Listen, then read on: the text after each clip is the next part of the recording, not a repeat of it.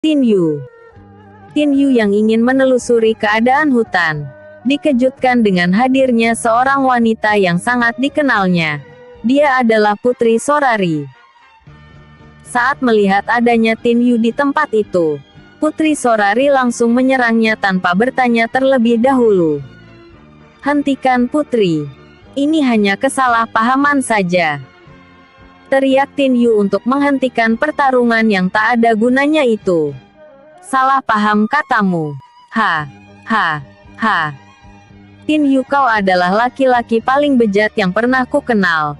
Setelah kau menyembuhkanku, kau juga menodaiku. Dan hari ini adalah hari kematianmu," jawab Putri Sorari. "Dasar tak tahu berterima kasih. Jika aku menodaimu, mengapa tanda keperawananmu masih melekat di tubuhmu?" "Putri Sorari, kau jangan sembarangan menuduh," hardik Tin Yu. "Dasar laki-laki tak tahu diri, aku akan buktikan padamu jika apa yang kukatakan benar adanya," ucap Putri Sorari dengan cepat merobek baju di bahu kirinya, untuk memperlihatkan tanda merah darah sebesar biji kacang hijau yang telah hilang.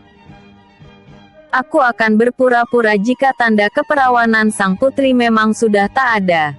Biar permainan ini semakin seru," batin Tin Yu dengan senyum yang mengembang di bibirnya. Tin Yu mengingat kembali bagaimana Putri Sorari telah menghinanya dengan cara meludahi mukanya. Akan tetapi penghinaan itu terbayar dan Tin Yu begitu sangat puas setelah mengetahui bagaimana perjuangan Putri Sorari selama 3 hari terus-menerus mencarinya hingga sampai ke tempat ini. "Oh, jika tanda merah itu mengecil berarti keperawananmu telah menghilang ya Putri?" tanya Tin Yu berpura-pura bodoh. Mendengar perkataan bodoh Tin Yu membuat Putri Sorari semakin murka. Dia pun kembali menghunus pedangnya dan ingin menyerang Tin Yu. Namun tiba-tiba niatnya itu diurungkannya karena Putri Sorari melihat di bahu kirinya sekarang terdapat tanda merah sebesar biji kacang hijau, yang selama ini dikira Putri Sorari telah menghilang karena kesuciannya telah direnggut oleh Tin Yu. Putri Sorari tak menyangka jika selama ini Tin Yu tak melakukan apa-apa padanya. Dia pun tak ingin pamornya sebagai putri kerajaan besar jatuh di mata Tin Yu. Dengan sombongnya dia pun berkata, "Karena kau telah menyembuhkan luka dalam di tubuh kuku, maka aku masih mengasihanimu agar tetap hidup. Sekarang aku ingin kau segera pergi meninggalkan tempat ini, sebelum aku berubah pikiran dan membunuhmu," ancam Putri Sorari. "Kita kan mau membahas tentang tanda merah di bahumu itu. Apakah kau berubah pikiran Putri?" tanya Tin Yu yang sengaja ingin memprovokasi Putri Sorari. "Masalah tanda merah di bahuku ini adalah urusanku. Dan mulai sekarang aku tak ingin kau membahasnya lagi. Tin Yu, jika dalam 1 menit kamu masih juga tak beranjak dari tempatmu berdiri, maka jangan salahkan aku jika pedang ini yang akan menjadi jawaban atas perkataanku," jawab Putri Sorari. Tin Yu membalikan badannya sambil berjalan pergi dari tempat itu. Dia sangat puas karena berhasil mempermainkan sang putri. Sementara itu Putri Sorari sama sekali tak menyangka jika tanda keperawanannya masih ada. Dia begitu sangat bersalah dengan apa yang telah dilakukannya pada Tin Yu. Putri Sorari menyandarkan tubuhnya di sebuah pohon sambil menerawang jauh. "Benar katanya. Aku adalah wanita yang tak tahu berterima kasih," batin Putri Sorari. Tiba-tiba sang putri tersadar dari lamunannya. Tin Yu kan tak tahu mengenai seluk-beluk hutan ini dan bagaimana cara mendapatkan kekuatan atau pengalaman bertarung di alam Vioni ini. Aku harus mencarinya dan memberitahukan hal itu.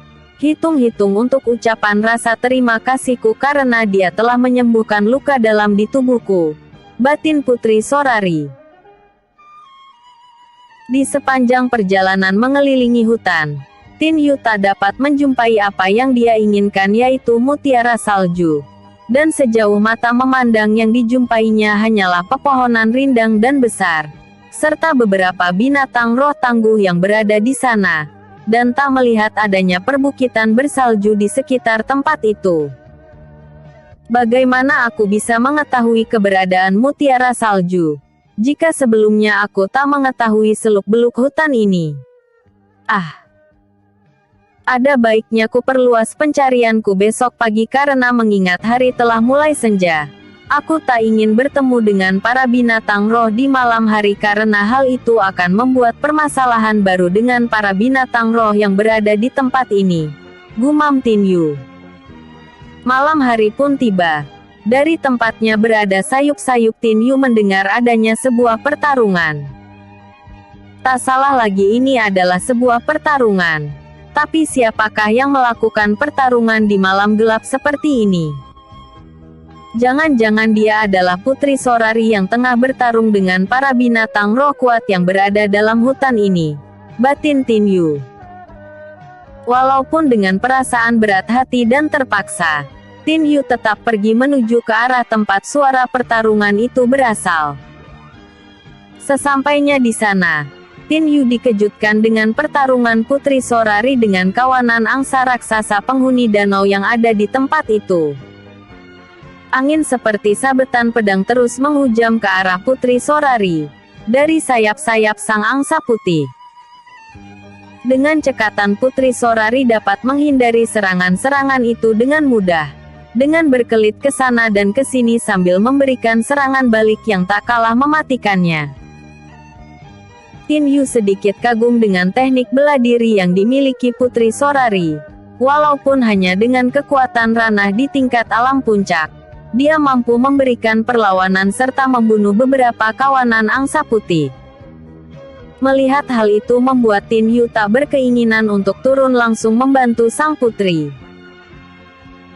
Dan tiba-tiba saja danau yang tadinya redup, kini terang benderang akibat adanya pantulan cahaya dari angsa yang mengeluarkan sinar keemasan dari tubuhnya.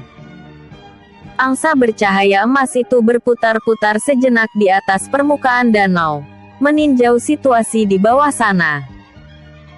Sepertinya Putri Galak akan mengalami masalah. Angsa emas itu tampak seperti pimpinan kawanan angsa putih itu, batin Tin Yu. Benar saja apa yang ada di dalam pikiran Tin Yu. Angsa emas itu tiba-tiba saja menukik dan menyerang Putri Sorari dengan sangat cepat. Pergerakan angsa emas yang sangat cepat ditambah dengan aura kuat yang keluar dari tubuhnya, membuat Putri Sorari kelabakan dalam menghadapinya walaupun sang putri saat ini telah mengeluarkan teknik ruang dan waktu yang dimilikinya.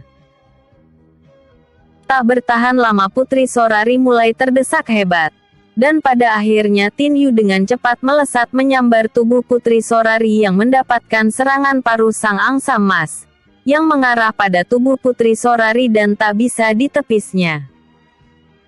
Tin Yu terus berlari melesat pergi menjauhi danau. Dan pada satu kesempatan Tin Yu dapat bersembunyi di balik semak-semak untuk menghindari kawanan angsa putih yang terus mengejarnya. Putri Sorari yang didekap sedemikian rupa oleh Tin Yu tak bisa berkata apa-apa. Rasa sombong, angkuh dan percaya dirinya hilang oleh detak jantungnya yang semakin lama semakin berpacu dengan keras. Ada apa dengan diriku? Mengapa aku tak bisa berontak dari pelukannya? Tidak, tidak. Ini tak boleh terjadi, aku tak boleh jatuh cinta pada Tin Yu, batin Putri Sorari. Putri Sorari yang ingin melepaskan diri dari Tin Yu, tiba-tiba kembali mendapatkan dekapan yang lebih kuat dari sebelumnya. Jika kau ingin mati konyol, maka pergilah dariku. Pelindung yang kupasang hanya dapat menjangkau orang yang terdekat dariku, bisik Tin Yu sambil merenggangkan dekapan tangannya. Merasa dekapan Tin Yu merenggang, membuat Putri Sorari ingin melepaskan diri dari Tin Yu. Tapi gerakan sang putri terhenti saat angsa emas tiba-tiba saja melintas di atasnya. Sesaat angsa emas memantau keadaan di bawahnya dan berputar-putar sesaat lalu berlalu pergi. Tin Yu tak langsung percaya jika angsa emas itu benar-benar pergi. Dia pun dengan kekuatan energi ranah tingkat pembentukan tubuh surgawi yang dimilikinya, segera memasang segel pelindung yang lebih kuat berkali-kali juga dari sebelumnya. Dan tak berapa lama angsa emas dan angsa putih berdatangan ke arah semak-semak tempat Tin Yu dan Putri Sorari berada. Mereka semua menghancurkan semak belukar yang ada di sekitar tempat itu, dengan tembakan bola angin yang keluar dari mulut mereka semua. Pelindung ini tak bisa menahan serangan mereka semua. Jika sampai mereka memborbardir pelindung yang kubuat ini, maka keselamatan Putri Sorari akan dalam bahaya. Tak ada pilihan lain bagiku. Aku harus membunuh pemimpin kawanan angsa putih itu, batin Tin Yu. Tin Yu melesat ke udara dengan menggunakan sayap Phoenix-nya, mencoba mengalihkan perhatian kawanan angsa putih agar menjauh dari tempat Putri Sorari berada. Apa yang dilakukan Tin Yu membuat kawanan angsa putih meliriknya dan beramai-ramai melesat cepat untuk menyerang ke arahnya. Melihat kawan angsa putih raksasa terpancing dengan apa yang dilakukannya, hal itu membuat Tin Yu dengan cepat menyambut datangnya gerombolan kawanan angsa putih yang datang dengan sangat cepat. Pedang penguasa malam yang berada di dalam genggaman tangan di Tin Yu berkelebat cepat membuat serangan yang tak terduga bagi para kawanan angsa putih, hingga satu persatu dari mereka mati dan berjatuhan ke tanah. Tin Yu merasa heran. Setiap kali dia membunuh seekor angsa putih, maka tiba-tiba saja Tin Yu merasakan adanya sebuah energi yang masuk ke dalam tubuhnya. Hal itu terus-menerus terjadi di saat angsa putih mati di tangannya. Energi murni yang masuk ke dalam tubuhku semakin berlimpah setelah aku membunuh puluhan ekor angsa putih. Dan aku yakin pemimpin angsa putih itu pasti akan memberikan energi yang berbeda padaku, gumam Tin Yu. Tin Yu memusatkan serangannya pada sosok angsa emas yang berada jauh di hadapannya. Dengan menggunakan teknik ruang dan waktu, Tin Yu berhasil menembus kerumunan angsa putih yang menghadang jalannya, hingga mendekati pimpinan angsa putih yang menjadi target serangnya. Setelah mendekati keberadaan angsa emas, Tin Yu segera menggunakan teknik 6 rasi bintang untuk menaklukkan sang angsa emas. Angsa emas berusaha untuk terlepas dari segel 6 rasi bintang yang dibuat oleh Tin Yu. Akan tetapi semua usahanya tak ada gunanya. Teknik 6 rasi bintang yang dibuat Tin Yu begitu kuat hingga sampai akhirnya ke-6 bayangan Tin Yu berhasil melakukan pembantaian pada tubuh angsa emas raksasa. Seluruh tubuh angsa emas terpotong menjadi beberapa bagian hingga jatuh ke tanah. Tak lama kemudian tubuh yang terpotong itu mengeluarkan cahaya putih terang dan bergabung menjadi satu, hingga tercipta sebuah batu kristal.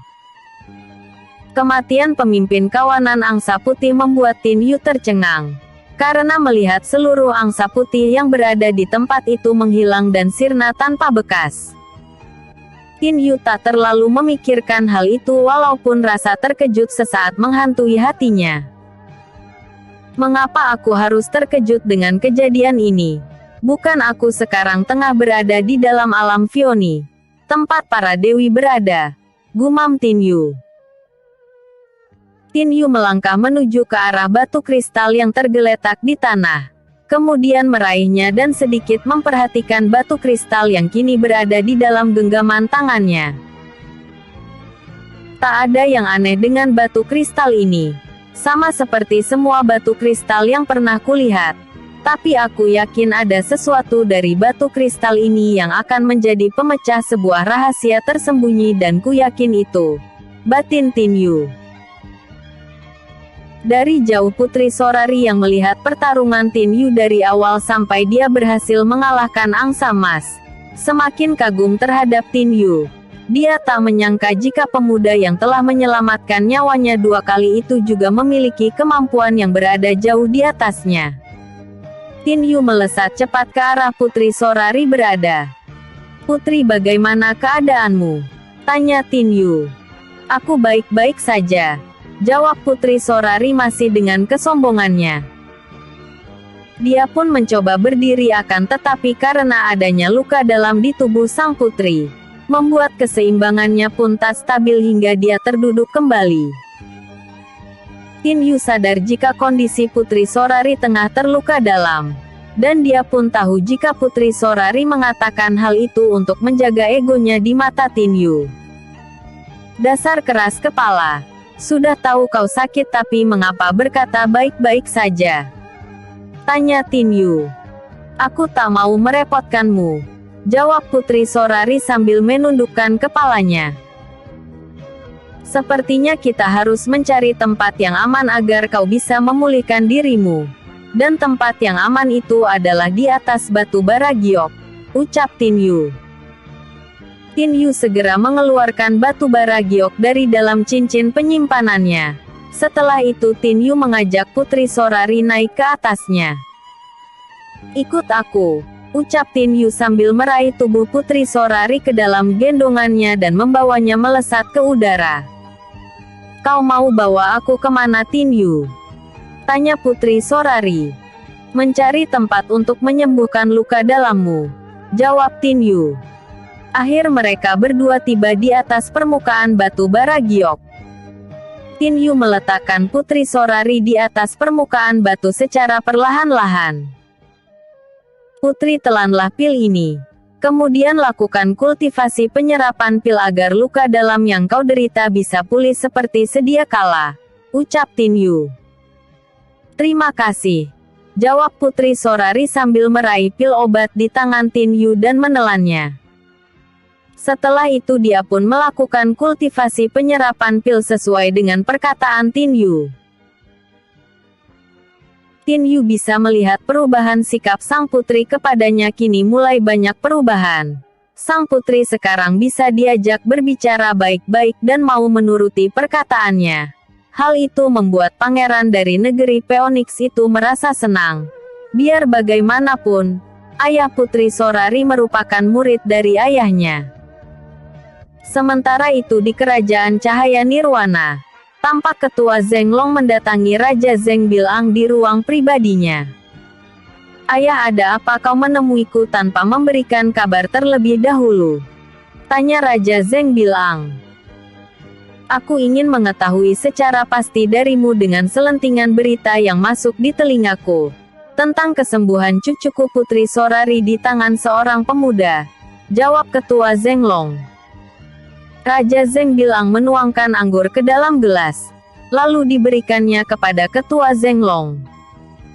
Memang benar ayah, Tin Yu yang telah menyembuhkannya, jawab Raja Zheng Bilang. Ketua Zhenglong berjalan ke arah jendela sambil membelakangi Raja Zheng Bilang putranya. Sudah lama aku mengetahui jika Tin Yu dapat menyembuhkan dantian seseorang yang telah hancur. Dengan membangun kembali dantian yang rusak itu menggunakan teknik jari matahari yang merupakan teknik pengobatan ajaib pemberian Yanlan ayahnya. Tapi aku tak ingin dia yang menyembuhkan cucuku. Karena syarat yang dibutuhkan dalam melakukan penyembuhan itu sangatlah berat. Harus mengorbankan rasa malu yang sangat besar bagi Putri Sorari. Sedari itu aku lebih memilih untuk mencari singa bersayap salju daripada Tin Yu yang menyembuhkannya, jawab ketua Zhenglong. Ayah, aku telah melihat bibit, bebek, dan bobot orang yang pantas mendampingi Putri Sorari di masa depan adalah Tin Yu. Aku sengaja melakukan hal itu agar dapat mengenalkan dan mendekatkan mereka berdua satu dengan yang lainnya, ucap Raja Zheng Bilang. Apa yang menjadi keinginanmu itu juga telah lama menjadi keinginanku. Aku berharap cucuku dapat bersanding dengan Tin Yu di masa depan. Zheng Bilang, aku ingin mengetahui di mana cucuku sekarang. Tanya ketua Zhenglong. Ayah, Putri Sorari dan Tin Yu sekarang ini berada di alam Vioni, jawab Raja Zheng Bilang. Apa? Bagaimana mereka berdua bisa berada di sana sementara kau tahu jika alam Vioni banyak dihuni binatang roh yang kuat? Ucap ketua Zhenglong. Aku tak khawatir ayah karena ada Tin Yu yang menjaganya di sana, jawab Raja Zheng Bilang.